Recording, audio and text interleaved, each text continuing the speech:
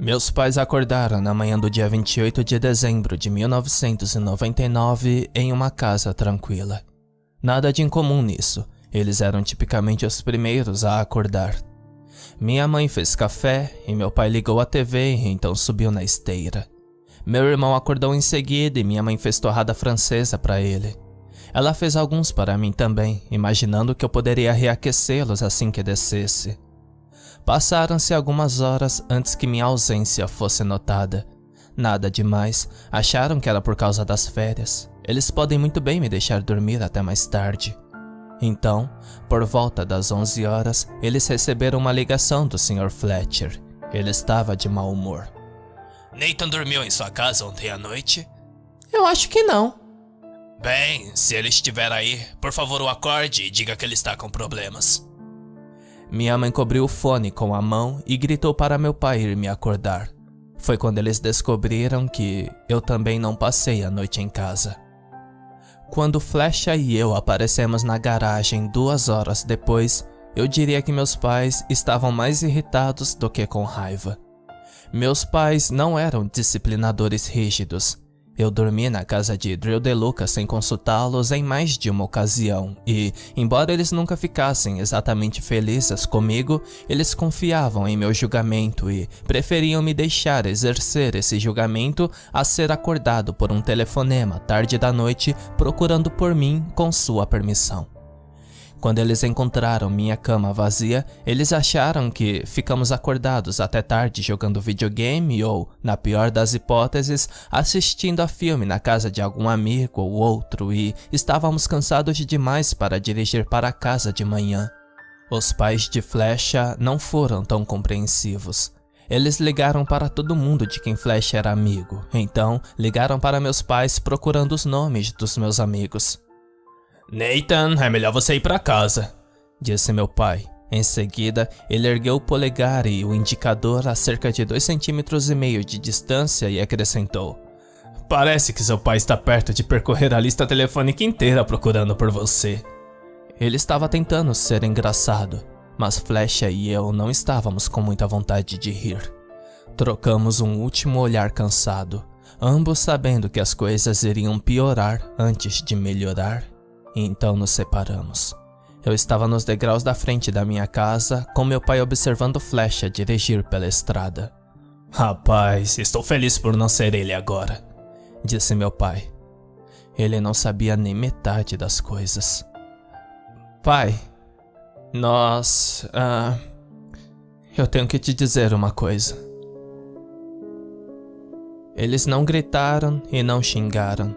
Mas os dias dos meus pais confiando no meu julgamento acabaram. Eu tinha ficado fora a noite toda sem permissão, ido para outro estado e saído de um gelo desconhecido recentemente congelado no meio da noite.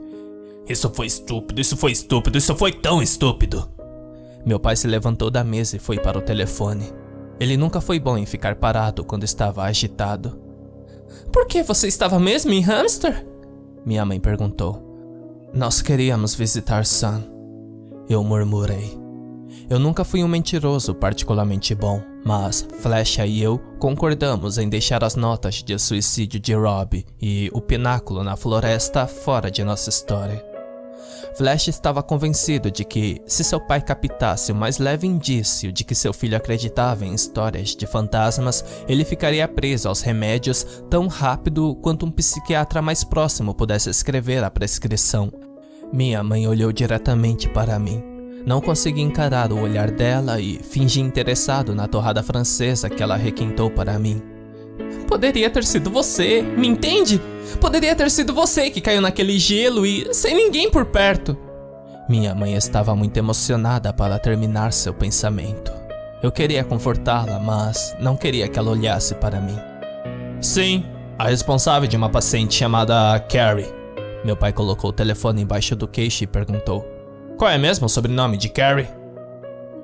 Enquanto meu pai estava preocupado com Carrie, ele também era motivado pelo interesse próprio.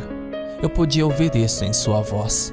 Ele passou os primeiros 10 anos de sua carreira trabalhando em contencioso no escritório de advocacia Hobbs & Gray e acreditava na importância de tirar o traseiro da reta, Não importava quão pequenas fossem as chances de que a Sra. Patterson tentasse responsabilizar nossa família ou os Fletchers pelo que aconteceu com sua filha. Esse risco era inaceitável. Se você precisar de alguma ajuda, ele disse uma vez que falava ao telefone com a Sra. Patterson. Você sabe, no que precisar, levar Carrie para a escola. Ele a estava analisando, tentando entender se a Sra. Patterson nos culpava ou não pelo que havia acontecido com sua filha. Talvez lidando com a companhia de seguros ou, não sei, se precisar de alguma ajudinha com as contas médicas, no que você precisar, não importa o que, é só nos dizer. Ele também queria balançar aquela cenoura. Ele sabia que a Sra. Patterson não seria capaz de cobrir os cuidados médicos de emergência de Carrie do próprio bolso e ele duvidava que cortar queijos no balcão do supermercado conferisse a ela um seguro médico decente. A Sra. Patterson precisaria de ajuda, mas ela viria com amarras. Olhando para trás, para as ações do meu pai, elas pareciam frias, e talvez fossem, mas proteger os filhos não é o que os bons pais fazem. Eles não protegem seus filhos, mesmo quando seus filhos não querem ser protegidos. Se a Sra. Patterson tivesse um osso vingativo em seu corpo, eu teria merecido todo o peso que ela pudesse reunir. Apesar da minha exaustão, tive dificuldade em adormecer. Fiquei pensando em Carrie. Ela estava no hospital e era minha culpa. Eu não a convenci de nada, mas eu a envolvi. Eu a trouxe e agora era ela que estava deitada em uma cama de hospital com a mãe chorando por ela. Como católico, você é ensinado que Deus nos criou como seres racionais. Você é ensinado que Ele nos deu a dignidade de iniciar e controlar nossas próprias ações, que Ele nos imbuiu com a capacidade de manter nossos próprios conselhos para que possamos escolher nossos próprios caminhos e que somente nós somos responsáveis pelos frutos que nossas escolhas produzem. Eu não acreditava que tudo fosse parte de um plano e as pessoas que acreditavam, as pessoas que viam a mão de Deus em todos os eventos mundanos e terrenos, desde atletas que acreditavam a Jesus por sua habilidade de acertar a bola na cesta, até adolescentes invocando o nome do Senhor para garantir um encontro em um sábado à noite, tudo isso me deixava louco. Eu nunca tinha aceitado a predestinação. Como poderíamos ter livre-arbítrio se, como um relógio, tudo estava predestinado a acontecer? Eu acreditei nessas coisas. Ou acreditava. Mas deitado ali, pensando nos Pattersons, não pude deixar de me perguntar se Deus estava me ensinando uma lição. Fui ensinado que Deus não causa acidentes de carros ou tornados, mas naquele momento senti que Deus havia quebrado o gelo sob os pés de Carrie para me punir por duvidar de sua existência e por ter roubado um vislumbre do conhecimento secreto. Chorei e sussurrei ave-marias e pai nossos para mim mesmo até que finalmente fui tomado pela exaustão. A luz fraca filtrava através das minhas persianas. As janelas do meu quarto davam para o sul e, do meu estado semiconsciente, não tinha certeza se o sol estava nascendo ou se pondo. Meu estômago roncou, mas não consegui sair da cama e encarar meus pais. E então, os sinos ecoaram. Sentei-me ereto na cama.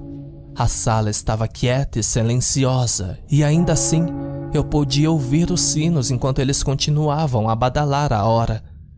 2 badaladas, 3 badaladas. Eram lindos, mas não me perdi neles como me perdi na margem do Quabim. 4 badaladas. Parecia uma música grudada na minha cabeça. 5 badaladas. E então eles pararam. Eu estava deitado na minha cama, ou nunca tinha me sentado, ou me deitei sem perceber. Eu os tinha ouvido ou tinha me lembrado deles? No reservatório, ouvimos eles tocarem 11 badaladas. Tinha sido apenas um sonho? Sentei-me pelo que pode ter sido a segunda vez e olhei para meu relógio. Eram 5 horas. Nos últimos 2 dias, dormi apenas 3 horas, mas não aguentava ficar sozinho no escuro. Desci as escadas e passei o resto da noite cuidadosamente evitando contato visual com minha família. Felizmente, não ouvi os sinos novamente naquela noite. Na manhã seguinte, bem cedo, meu pai me levou de carro até a casa de Carrie. Meus pais prepararam um pacote de cuidados para a Sra. Patterson, uma grande cesta cheia de comida para que ela não tivesse que cozinhar. Vale presente do nosso posto de gasolina local para compensar as idas e vindas ao hospital todos os dias e alguns livros para ler na sala de espera. Quando ela abriu a porta, a Sra. Patterson ficou tão grata que chorou. Assim que ela recuperou a compostura, nós dois entramos no Ecto One e saímos na viagem de 2h30 até o hospital Colley Dixon. Meu pai me ofereceu como voluntário para fazer companhia à Sra. Patterson. Ele pode ter tido um motivo oculto, mas isso era algo que eu queria fazer. Algo que eu tinha que fazer. A viagem foi estranha. Na melhor das circunstâncias, como adolescente, passar um tempo sozinho com os pais de um de seus amigos sempre era um pouco desconfortável. E isso estava longe de ser a melhor das circunstâncias. Como descobri na viagem, Carrie estava em coma. Embora a Sra. Patterson não tenha acertado praticamente nenhum dos termos médicos, sua única suposição real à medicina veio de ter assistido muito a série Plantão Médico, consegui entender a essência do que ele estava tentando dizer. À medida que a frequência cardíaca de Carrie diminuiu, sua respiração também diminuiu. Seu sangue falhou em suprir seu cérebro com o oxigênio necessário para funcionar, e foi essa falta de oxigênio que provavelmente contribuiu mais para a coloração azul de Carrie do que sua temperatura corporal. Os médicos deram à Sra. Patterson apenas uma pequena notícia boa.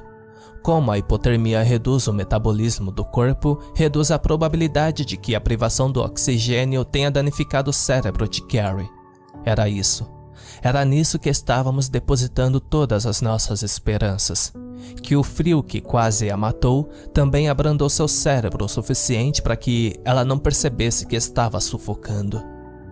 Quando chegamos ao hospital, a mãe de Carrie me levou ao seu novo quarto. Eu podia dizer pelos olhares que a equipe estava dando a ela ao longo do caminho que a Sra. Patterson não era sua pessoa favorita. Talvez ela tivesse sido um pé no saco no dia anterior, mas eu não sentia que era isso. Não exatamente. As enfermeiras lançavam à Sra. Patterson os mesmos olhares que as crianças da escola lançavam à sua filha. Nos filmes e na televisão, as pessoas frequentemente comentam como os pacientes em coma eram pacíficos. Eles dizem, é como se eles estivessem dormindo. Eles parecem um anjo. Isso me lembra quando eles eram bebês, eu costumava segurá-los. Não sei se foi impressão da Sra. Patterson, mas certamente não foi a minha. Normalmente, Carrie usava muito corretivo para encobrir sua acne. Em algum ponto entre mergulhar sob o gelo e ter salina bombeada para dentro e para fora de seu estômago, a maior parte havia desaparecido. Ela tinha um tubo entrando no nariz, embora eu não tenha certeza do porquê. Um monitor de frequência cardíaca em seu dedo e um intravenoso em seu braço. E isso para não falar do congelamento. Junto com um dedão do pé direito e a maior parte do pé esquerdo abaixo do tornozelo, que não podíamos ver sob o cobertor, cristais de gelo se formavam em 2 dedos da mão esquerda e do polegar da direita. O sangue preso em seus dedos os inchou quase na mesma espessura que seus pulsos. Eles estavam vermelhos e crus. Era difícil não olhar para eles. A Sra. Patterson acreditava que, mesmo em coma, Carrie podia nos ouvir e passou a reviver aparentemente cada momento da vida com sua filha. A Sra. Patterson não era uma contadora de histórias muito talentosa. Na cabeça dela, nada era muito trivial. Desde o momento em que ela pegou Carrie lavando a louça com água fria, o que aparentemente é algo que não deveria fazer, até o momento em que as duas foram ao EC para o aniversário dela. Mas ambas esqueceram de contar ao garçom, então se perguntaram por que não receberam nenhum bolo e nem parabéns cantado pela equipe. Mas o que suas histórias careciam de conteúdo, a Sra. Patterson compensava em sentimento. Ela não podia tocar as mãos de Carrie, então segurou o braço da filha enquanto falava. Lamento não estar tanto em casa. Eu gostaria de estar. Eu queria. Eu sei como a escola tem sido difícil para você. Talvez tivesse sido mais fácil se eu estivesse mais em casa. Eu não sei. Mas você se saiu tão bem, querida. E a faculdade já está logo ali. Se Carrie foi capaz de ouvir sua mãe, não era aparente. Seu rosto não se contraiu, suas pálpebras não se agitaram, até mesmo seu pulso no monitor de frequência cardíaca manteve-se estável. Lembra-se do ensino médio? Você nunca pensou que... Quando a Sra. Patterson começou a desmoronar, ela agarrou meu pulso e me puxou para a cabeceira de sua filha, forçando minhas mãos a recolocar as delas no braço de Carrie. Você pensou que nunca algum garoto iria gostar de você, mas veja quem está aqui. Minhas bochechas queimaram. Eu não sabia se Carrie havia contado à mãe que estávamos namorando ou se a Sra. Patterson tinha uma ideia errada sobre nós, mas, de qualquer forma, eu não podia corrigi-la. Não naquele momento. Já tive problemas suficientes por rejeitar Carrie quando estávamos sozinhos em Grandfield. O pensamento de rejeitá-la novamente, desta vez na frente de sua mãe, e roubar da Sra. Patterson qualquer sentimento de orgulho que ela derivava de sua filha por ter uma vida romântica, era mais do que eu poderia suportar. Há um lugar especial no inferno para as pessoas que humilham crianças na frente de seus pais. Eu estava muito consciente de minhas mãos descansando em seus braços. Ela estava muito mais quente do que da última vez que eu a toquei. Eu nunca fui rápido em meus pés. Eu não tinha ideia do que dizer, especialmente com a Sra. Patterson, pensando que eu era o que de Carrie? Namorado? Peguei uma página da cartilha da Sra. Patterson, parei ao lado da minha amiga inconsciente e contei como nós nos conhecemos na caminhada e algumas anedotas da aula. Tentei pensar em algo mais sentimental, mas não foi até fingir que era a Aline deitada ali na minha frente que as palavras vieram. Não consigo parar de pensar em você. Eu gostaria que pudéssemos conversar. Eu faria qualquer coisa para torná-la melhor. Perdido na pequena cena que eu criei para mim mesmo, inclinei-me e beijei a testa de Carrie. A Sra. Patterson colocou os braços em volta de mim e apertou. Olhei para as lágrimas em seus olhos e me perguntei se eu tinha feito uma gentileza a ela ao jogar junto. A mentira parecia bastante inofensiva. Carrie provavelmente só queria salvar a cara com sua mãe, talvez deixá-la orgulhosa. Deixe-a pensar que sua filha estava feliz, para variar, mas eventualmente a verdade viria à tona. Eu não estava atraído por Carrie. Seria bom se estivesse, mas realmente não estava. Eu também me ressentia de ser pego de surpreso. Se Carrie tivesse pedido minha permissão, teria dito: olha, isso é embaraçoso, especialmente depois de Grandfield, mas preciso de sua ajuda para deixar minha mãe feliz. Tudo bem se eu contar a ela que você é meu namorado? Eu poderia ter dito que sim, mas ela não tinha me perguntado. Toda a charada me fez sentir nojento. A família de Aline voltou de Shawnee na manhã seguinte. Eu gostaria de estar do lado de fora da casa esperando por ela quando eles chegaram, mas ainda faltava um mês para tirar minha carteira de motorista e meus pais não estavam exatamente com vontade de ajudar a melhorar minha vida social. Deixei um recado na secretária eletrônica do Zemnev pela manhã por volta das 10. Liguei novamente ao meio-dia e às 1, mas desliguei as 2 vezes antes que a secretária começasse a gravar o recado. Era o estranho jogo de pôquer que você joga quando está apaixonado pela primeira vez.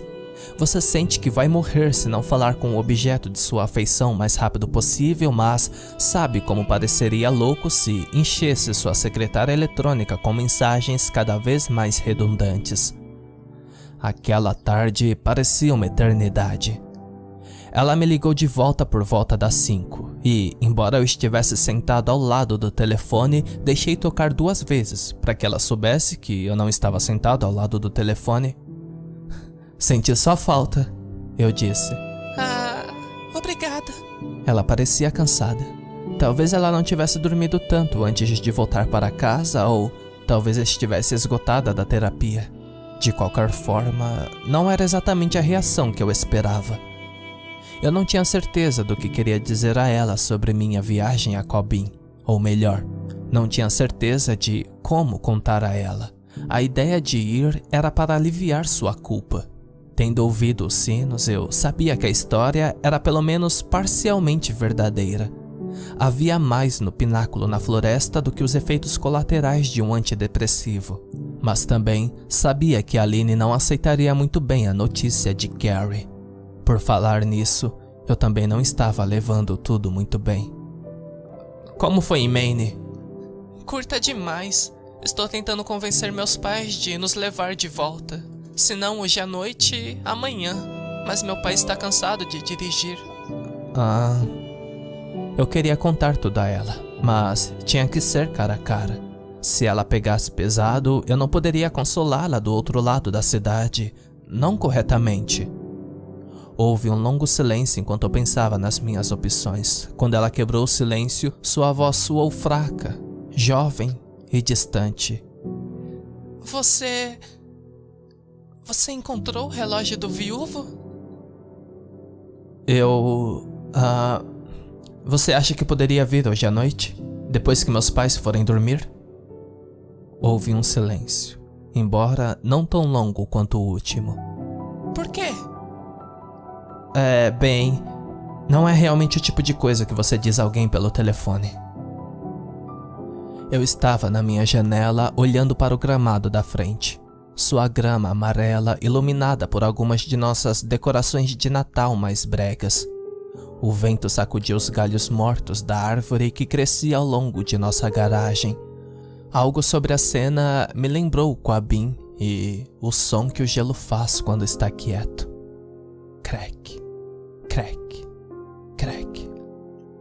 Era quase meia-noite e eu me perguntei se Carrie sonharia com os sinos.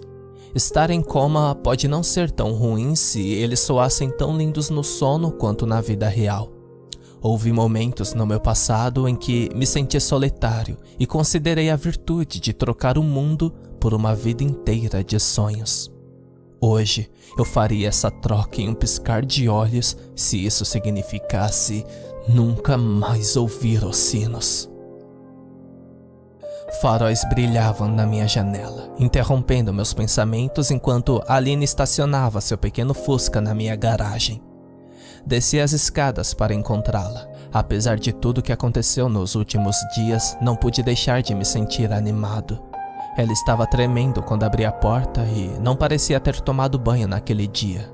Mas estava tão bonita, emoldurada pelas luzes de Natal que cercavam a nossa porta e com a luz da varanda atrás de sua cabeça lançando um brilho ao redor dela.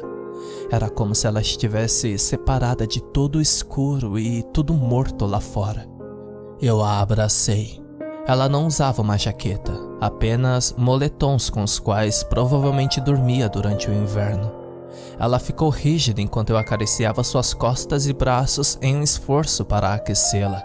Achei que ela estava nervosa com o que eu diria a ela, mas ainda estava desapontado por não ter me recebido com mais entusiasmo. Eu a levei para a cozinha e comecei a fazer 2 canecas de chocolate quente. A Aline encostou-se na ilha atrás de mim, mas isso não durou muito. Antes mesmo de eu colocar as canecas no micro-ondas, ela estava andando de um lado para o outro e mastigando nervosamente o lábio inferior. Então, o que aconteceu? Ela perguntou. Entreguei-lhe uma caneca. Você quer se sentar? Não. Eu sentei o suficiente hoje. Eu a trouxe para a sala, que ficava mais longe do quarto dos meus pais.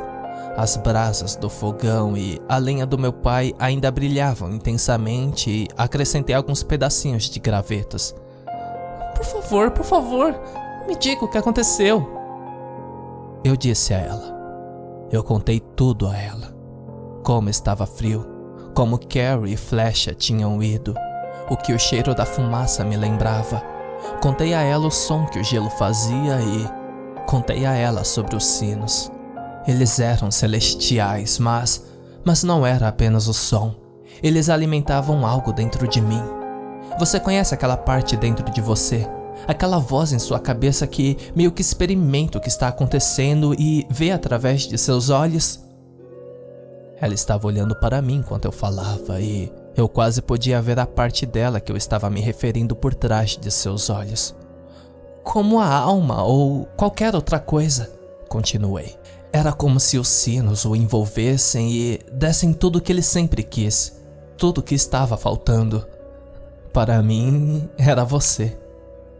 Foi um pouco embaraçoso descrever para ela como os sinos me lembraram de como era estar debaixo dela, mas de outra forma que eu poderia transmitir o contentamento na presença deles e a necessidade na ausência deles, a felicidade e a saudade. Era romântico também, pensei. O que poderia ser mais lisonjeiro para Aline ouvir do que minha admissão de que meu desejo mais puro era deitar perto dela, sentir seu corpo contra o meu, que acalmou minha alma, mas ela não reagiu como se estivesse lisonjeada. Aline olhou diretamente para as chamas consumindo a madeira e não disse nada. Levei um momento para perceber o que ela provavelmente estava pensando. Ela também era o que Rob ouvia nos sinos, o que acalmava a alma dele. Ela era sua felicidade e desejo de Rob, mesmo que ela nunca quis ser. Ficamos sentados em silêncio por um longo tempo e observamos a lenha queimar. Então, eu disse a ela sobre como tínhamos pressionado e sobre o que aconteceu com Carrie. Mesmo que não fosse culpa dela, eu sabia que Aline se culparia por Carrie cair no gelo, assim como ela se culpava pelo suicídio de Rob.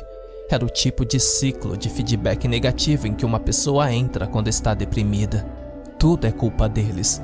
O que eu não tinha considerado era o quanto eu me culpava. Além de responder a algumas perguntas dos meus pais sobre como a Sra. Patterson estava, eu não tinha contado a ninguém sobre minha viagem de volta ao hospital. Aliás, eu não tinha contado a ninguém como eu me sentia vendo Carrie ficando azul ou lutando para aquecê-la no chão do carro de flecha. Contar a Aline sobre isso abriu as comportas dentro de mim. A Aline me deixou falar até que não conseguisse mais dizer nada. Então ela deslizou ao longo do sofá para meu lado, me envolveu em seus braços e me segurou como uma criança. Por um momento me senti envergonhado. Eu nunca julguei outros caras por chorar. Eu tinha sentado ao lado de Flecha quando ele foi dominado pela dor, mas isso era diferente. Carrie não tinha morrido e eu estava com Aline que eu queria mais do que tudo que pensasse em mim como um homem. Eu me senti tão pequeno. Ela passou a mão para cima e para baixo nas minhas costas. Pouco a pouco, tornei-me mais consciente dela e da proximidade comigo do que minhas emoções. Meu rosto estava encostado em seu pescoço. Minha bochecha roçou a dela quando me movi para olhar para ela. Seus olhos pareciam ter chorado também. Eu a beijei, e foi como se fosse a primeira vez, com seus lábios lentos para responder.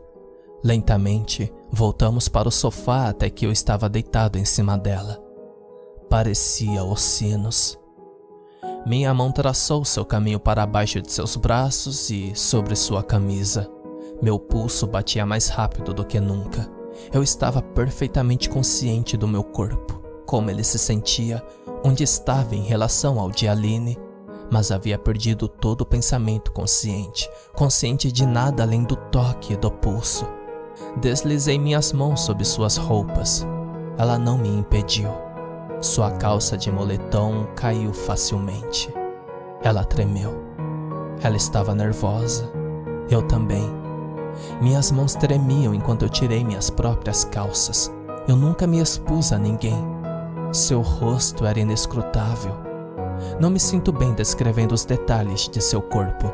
Nós éramos crianças. Eu sou um adulto agora.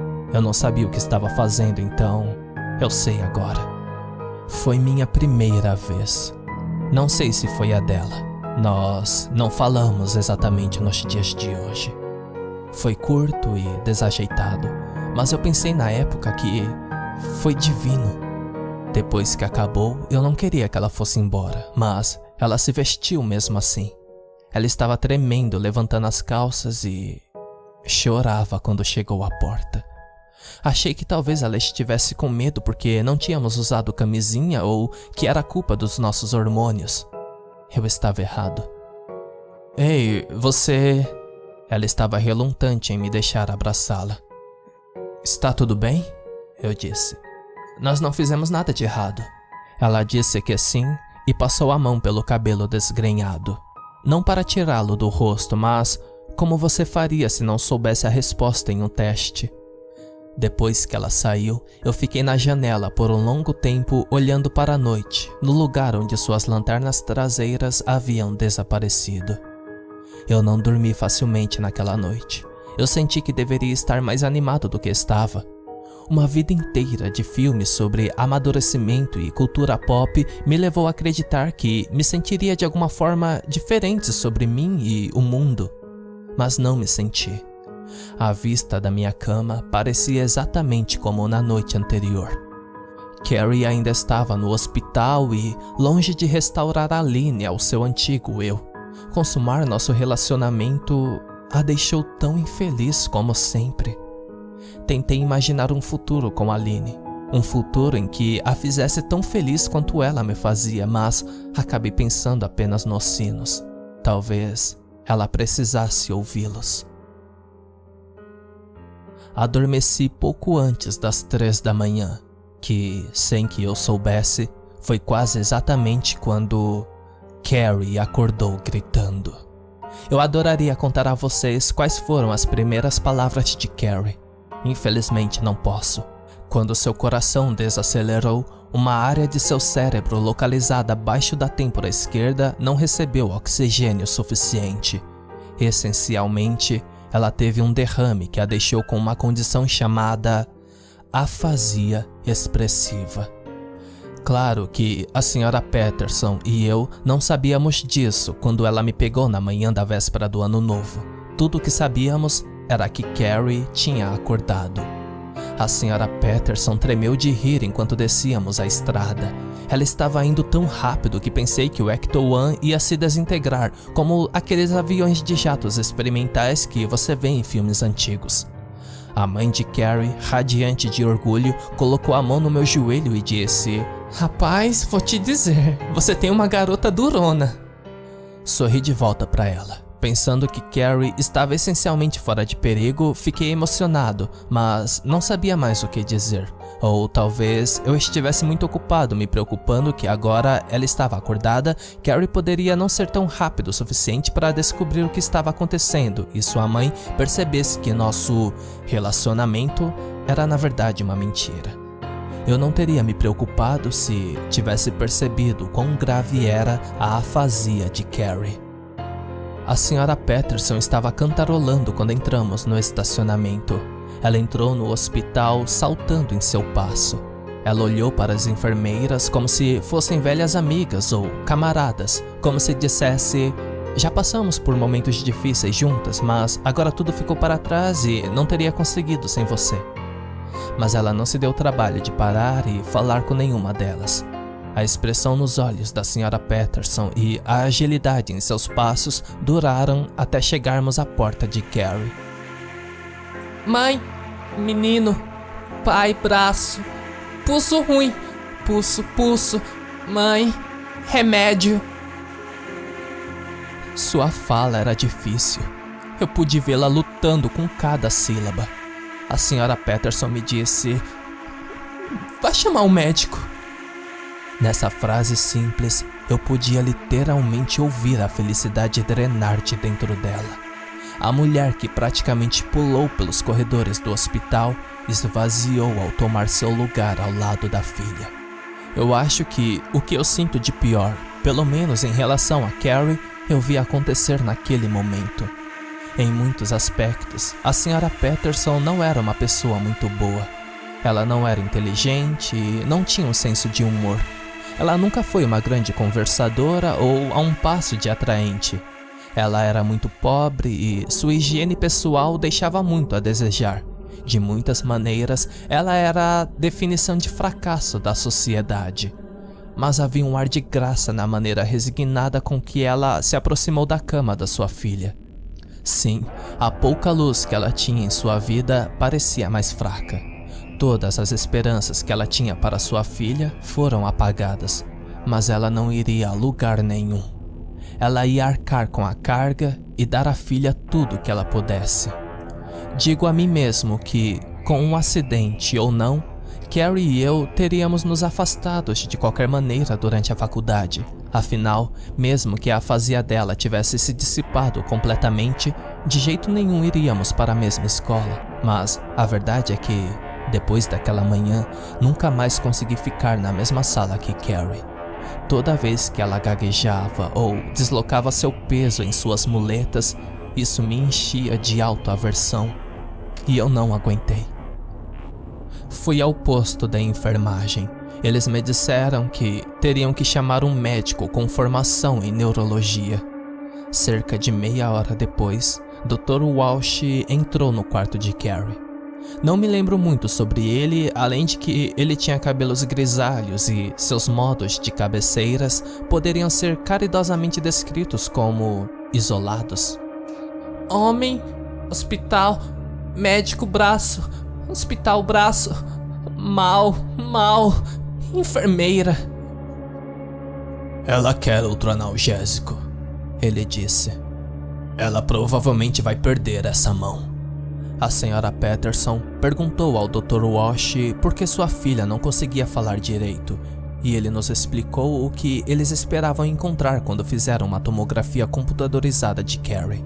Veja, as pessoas sempre falam sobre como não usamos mais do que 2, 10 ou 12% do nosso cérebro, mas isso é um monte de besteira. Usamos tudo isso, e porque cada parte do cérebro tem certas tarefas e funções associadas, mesmo uma pequena lesão pode causar efeitos muito graves e pronunciados, como a afasia expressiva de Carrie. Não afetou nenhum outro aspecto de sua cognição. Ela provavelmente até sabia o que queria dizer, mas não conseguia pronunciar as palavras. Agora, felizmente, disse o Dr. Walsh, o cérebro é bastante elástico. Assim, com o tempo, parte da área não danificada ao redor da região afetada poderia compensar e ela poderia recuperar sua fala normal. A afasia não é incomum em vítimas de derrame e muitas vezes vemos uma recuperação completa em 1 ano. Ao longo de nossa conversa com o Dr. Walsh, Carrie tentou intervir. Se parecia que ela precisava de algo ou estava fazendo uma pergunta, tentávamos descobrir o que ela estava tentando dizer. Caso contrário, a senhora Patterson apenas acariciaria o cabelo de sua filha até que ela se acalmasse. Principalmente Carrie parecia preocupada com a dor de seu congelamento, mas assim que o Dr. Walsh estava se desculpando, ela disse algo, ou realmente gritou algo que fez meu cabelo ficar em pé.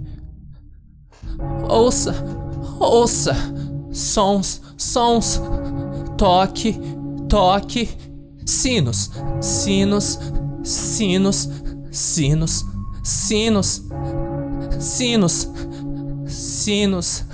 10, badaladas, sinos. A senhora Patterson olhou para o Walsh. O que ela quer dizer? Dr. Walsh pegou uma lanterna e apontou para os olhos de Carrie. Suas pupilas não responderam. Bem, ela também pode ter danificado seu córtex auditivo. Saberemos mais assim que conseguirmos escaneá-la. Olhei para meu relógio.